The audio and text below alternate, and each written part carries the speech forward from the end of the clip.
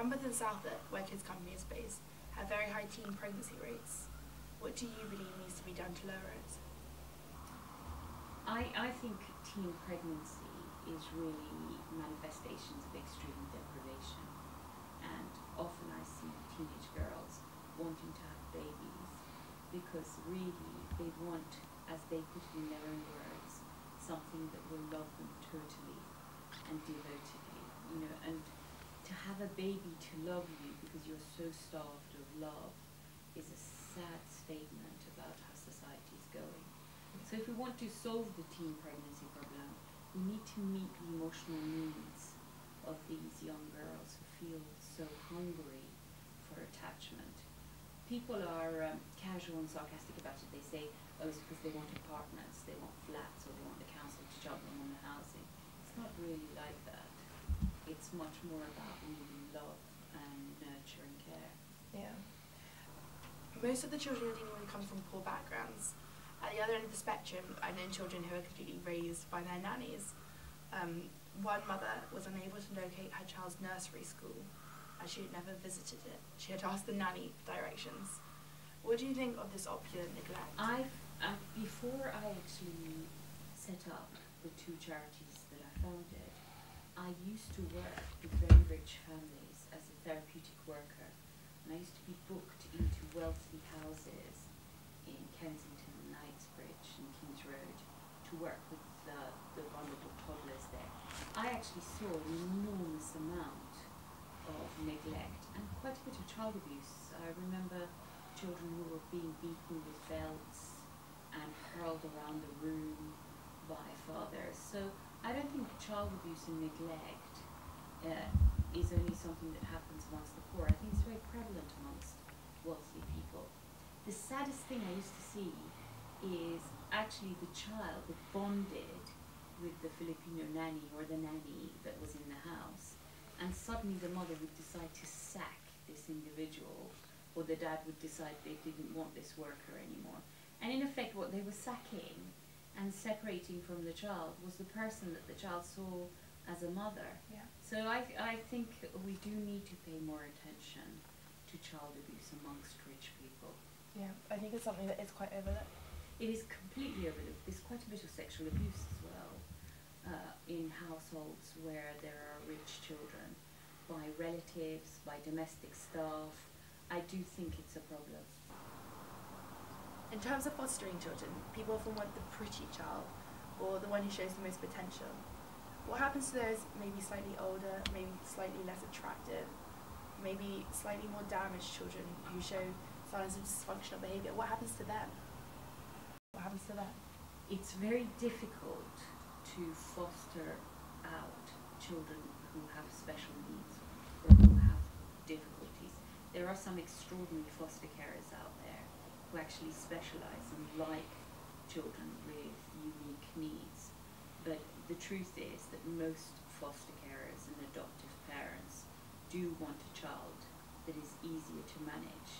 And sadly, there are some foster carers who go into fostering for the money. A real business is developing around fostering, where people are joining private fostering agencies that are paying 4 times the fee that a local authority would pay a foster carer. So it's becoming the right little business. I actually think that we need to completely look again at what we do with vulnerable children. Some children shouldn't be fostered. They need to be with specialist care homes that are very nurturing, of high quality, but not with a foster carer. How do you approach those children, or young adults even, who are classified as dangerous? At Kids Company we work with a lot of children who exhibit dangerous behaviour. What I think is children who behave dangerously are often children who have been hurt the most, and the dangerousness is their defensive behaviour.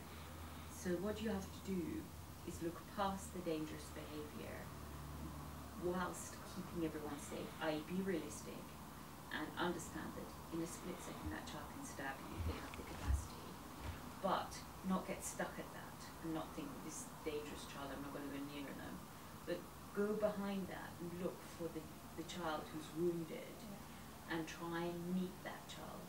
And if you meet the wounded child, their dangerousness will diminish, and that's definitely what's happened with us. They say that fear of crime is really on the increase. What do you think needs to be done to combat this?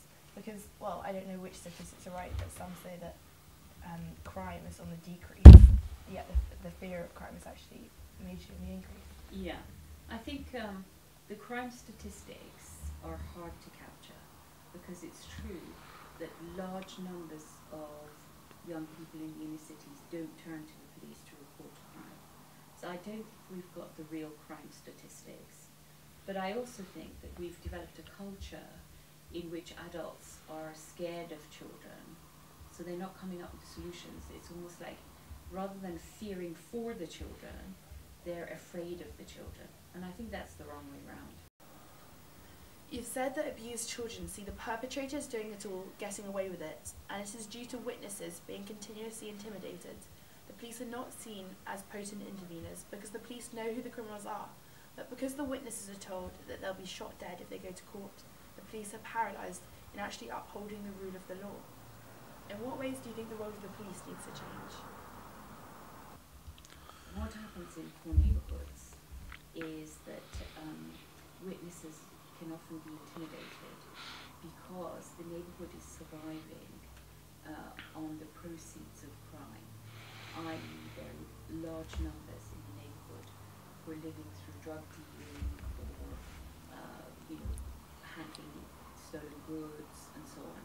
The violence comes in this type of illegal trade because you can't control the trade through solicitors and courts. If you don't pay money for my bag of heroin, I can't take you to court.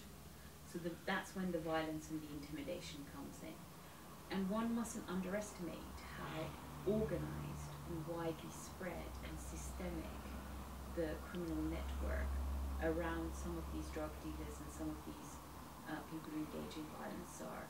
And sometimes people describe them as gangs, but it can be collective of people who have each other's backs. So the problem is, when a witness is about to testify, it's not just that their own life is under threat. The whole community knows where their mum lives, where their sister lives, where their dad lives, and the witness is intimidated, told, if you testify, we'll go around and rape your mum, we'll go around and, burn your house down and so on. So then the individual who's giving evidence is thinking, okay, even if on a personal level I was going to be brave and do this, I can't sacrifice my whole family for this situation. So they then kind of choose silence. Yeah. And then the criminal network is empowered by the fact that they're often getting away with it because we have a court system that demands witnesses. And I think we're going to have to rethink this. Would you change the court system? I think the court system in this country is absolutely amazing. But I think we're going to have to think of another way of handling these chronically violent criminals who intimidate witnesses. Yeah. And we're going to have to think of another way of bringing them to justice.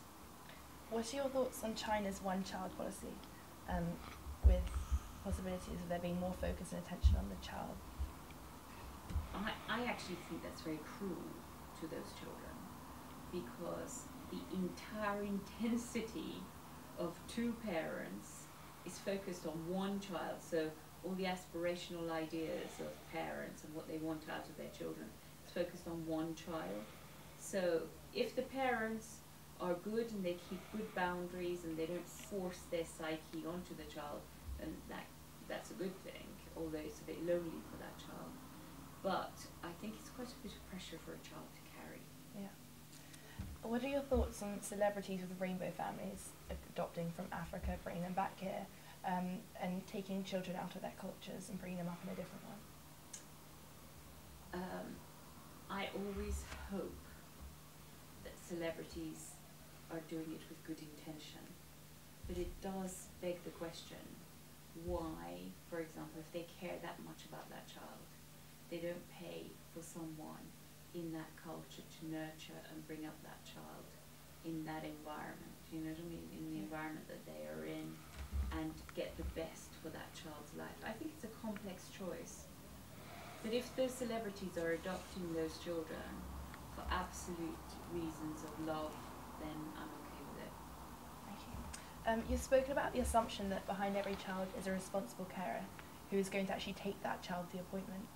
And how if you look at child abuse statistics, 90% of children who are being abused are actually abused by their carers or family members. I found this a shocking statistic. Yeah. What happens, it's very interesting. I worked for a while at the NSPCC Child Protection Unit, and it was part of my work experience when I was a student. And my role was to be behind the one-way mirror and, along with the team, assess when a sexual offender was in the room and whether they could be rehabilitated with their child. And whereas prior to that, I would have possibly thought of sexual offenders as people who were crossing the moral boundary, what I now think is that as a result of that experience, realize it's much more complex, because 90% of people who abuse children have been abused themselves. That doesn't mean that 90% of people who have been abused go on to abuse, but of those who do go on to abuse children, they themselves have been abused. Often abuse creates a cycle of damage. Sometimes the damage is exercised towards outsiders, and sometimes the damage is exercised towards the self. So you get people who cut themselves, people who continuously attempt suicide. So abuse has catastrophic consequences if people don't get help. And sadly, it means that often child abuse runs in families. You've said that what you'd like to see happen is that we mobilise to protect vulnerable children when they're being abused, rather than lock them up in our prisons. In the past, you've advised Labour, as well as helped David Cameron with welfare reforms. Which party would you like to see win the election? And which party shown the most support in the work of Kids Company and the most potential in helping underprivileged children in the future?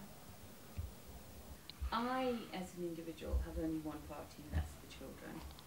So I'm absolutely accountable to the children, and I don't follow any political party or any political theory. I'm just waiting to see which of these political parties is going to come up with the best package for vulnerable children. And I have to say that I do think all of them are avoiding the issue of child abuse and the fact that our child protection system is completely dysfunctional. So far hasn't really been brought up. No, it's very interesting. Politicians totally avoid this subject. And they avoid it because the truth is, the child abuse behind closed doors doesn't merit the politician's interest. The public don't really notice these children until they become so disturbed that they start impacting the quality of the life of the voter. And then politicians are immediately mobilized, but they're mobilized for the wrong reason, because they're worried about the voter, and one should be worried about victims.